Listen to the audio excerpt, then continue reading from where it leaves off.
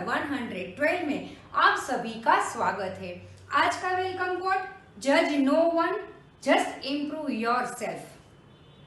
Success के लिए एक बहुत जरूरी बात है, हमें दूसरों को जज नहीं करना है, दूसरों के बारे में नहीं सोचना है। हाँ, उनके एफर्ट्स सक्सेस के लिए उनकी जो भी फॉर्मूलाज है वो हमें अप्लाई करनी चाहिए, बट हमें उसको जज नहीं करना है।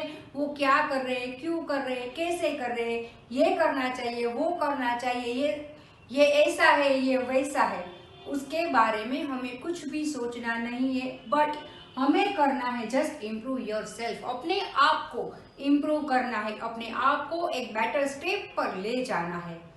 हम क्या कर रहे हैं, हम क्या कर सकते हैं और उसके लिए हमें क्या करना चाहिए, बस यही सोचकर उसके रिगार्डिंग अपने एफर्ट्स लगाकर अपने आप को इम्प्रूव करते रहना है, क्योंकि हमें बदलना भी है और बढ़ना भी है। तो इसी बात से हम भी अपने इम्प्रूवमेंट की ओर ध्यान देते हुए अकाउंट्स में आगे बढ़ते हैं।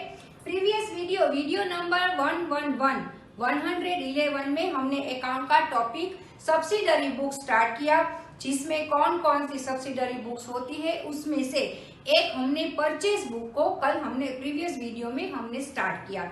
आज हम देखेंगे परचेज बुक के रिलेटेड एक प्रैक्टिकल क्वेश्चन कि कैसे हम ट्रांजैक्शन के ऊपर से परचेज बुक बना सकते हैं।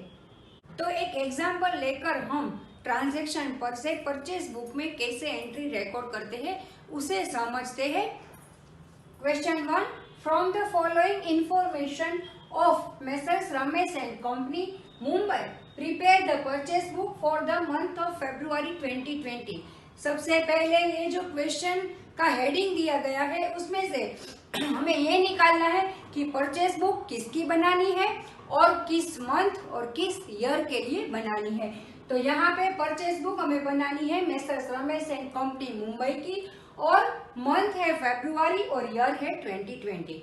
देखते हैं अब पहला transaction, February 1 purchase from messrs बारा एंड कंपनी पुणे।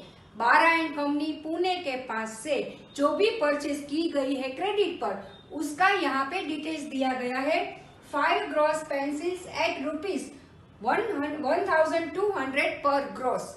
ये कोई स्टेशनरी का ट्रेडर है, स्टेशनरी की परचेज उसने की है। तो यहाँ पे 5 ग्रॉस पेंसिल, 1 ग्रॉस यानी कि 144 items, 12 dozen, 1 dozen is equal to 12 item, 12 dozen is equal to 144 item is equal to 1 gross. तो यहाँ पर 5 ग्रोस पेंसिल की परचेज हुई है और 1 ग्रोस का 1 ग्रोस का जो प्राइस दिया गया है वो है 1200। उसके बाद 2 डजन रजिस्टर्स एट ₹500 पर डजन और लेस स्ट्रेस डिस्काउंट 10%। बारा एंड कंपनी पुणे के पास से 2 आइटम परचेज की गई है। एक है पेंसिल्स, वो है 5 ग्रोस और उसकी प्राइस है 1200। दूसरा है रजिस्टर, 2 डजन लिए हैं, उसकी प्राइस है 500 पर डजन। इस तरह से किसी भी ट्रांजैक्शन की डिटेल्स पहले हमें अपने माइंड में सेट करनी चाहिए। नेक्स्ट ट्रांजैक्शन है 4th डेट का, purchased from the paper company Mumbai. Paper company Mumbai के पास से जो क्रेडिट परचेज किया है उसकी डिटेल्स है। 8 reams of white paper at ₹500 पर रिम। सबसे पहले समझते हैं 1 ream is equal to 500 qualities. जब किसी भी सीट की साइज एंड क्वालिटी सेम होती है तो उस तरह की आइडेंटिकल सीट जब 500 आइटम्स होती है तब उसे 1 रिम कहते हैं। तो यहाँ पे 8 रिम का परचेज हुआ है व्हाइट पेपर का और उसकी प्राइस है 500 पर रिम। उसके बाद 10 रिम्स ऑफ रूल्ड पेपर ₹600 पर रिम। 10 रिम का परचेज हुआ है और प्राइस है ₹600 पर रिम, लेस ट्रेड डिस्काउंट 10%। यहाँ पर भी हमको ट्रेड डिस्काउंट 10% मिला है।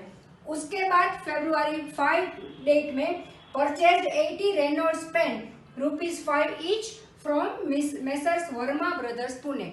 वर्मा ब्रदर्स पुणे के पास से रेनॉल्ड पेन्स 80 आइटम्स 80 पीसीस ₹5 की कॉस्ट पर खरीदा गया है। तो अब इन तीनों ट्रांजैक्शन को परचेज बुक में कैसे डालते हैं, कैसे रिकॉर्ड करते हैं, ये समझते हैं। अब यहाँ पे इस ट्रांजेक्शन के रिलेटेड मैंने परचेस बुक बनाई है। इस परचेस बुक में यहाँ पे फ्रेट, कार्टेज वगैरह का जो स्पेसिमेन मैंने प्रीवियस वीडियो नंबर 111 में दर्शाया था वो नहीं डाला है, क्योंकि इस ट्रांजेक्शन में उसकी कोई जरूरत नहीं है। पर जैसे परचेज रिलेटेड कोई भी एक्सपेंसेस या आगे जीएसटी वगैरह भी आएगा तो उस तरह के कॉलम फिर हमें उसमें ऐड करने होंगे। यहाँ पे इसकी जरूरत नहीं है, इसलिए नहीं लिया गया है। तो सबसे पहले date, particulars, invoice number, LF number, details and amount, इस तरह से परचेस बुक का फॉर्मेट हमें ड्रॉ करना चाहिए और उसके बाद हमें ट्रांजेक्शन को रिकॉर्ड करना है। अब हम इन ट्रांजेक्शन को 1 बाय 1 यहाँ पे रिकॉर्ड करते हैं। तो पहला ट्रांजेक्शन है, वहां पे हम पहले ईयर डालेंगे, फिर मंथ और फिर डेट डालेंगे। यहाँ पे जिसके पास से हमने परचेज किया है, यानी कि जो हमारा सप्लायर है, उसका नाम हमने डालना है। फिर यहाँ पर जो डिटेल्स दी गई है वो डिटेल्स देकर उन डिटेल्स के मुताबिक यहाँ पे कैलकुलेशन करके डिटेल्स में डालना है। मतलब 5 ग्रॉस पेंसिल एट 1200 रुपीज पर ग्रॉस। तो इसका मतलब ये हुआ 5 इंटू 1200 इज इक्वल टू हमारा आ गया ये 6000। उसके बाद 2 डजन रजिस्टर्स एट 500 रुपीज पर डजन। तो हमने 2 डजन रजिस्टर 500 रुपीज के प्राइस से लिया है, तो इसका मतलब 2 इंटू 500 जब हम करेंगे तो ये आ गया हमारा 1000। अब इन दोनों का हम टोटल करेंगे, 6000 प्लस 1000 इज इक्वल टू 7000। इस सप्लायर ने हमें ट्रेड डिस्काउंट दिया है 10%, तो 10% ट्रेड डिस्काउंट हम अपने परचेज में से लेस करेंगे, तो लेस 10% ट्रेड डिस्काउंट 7000।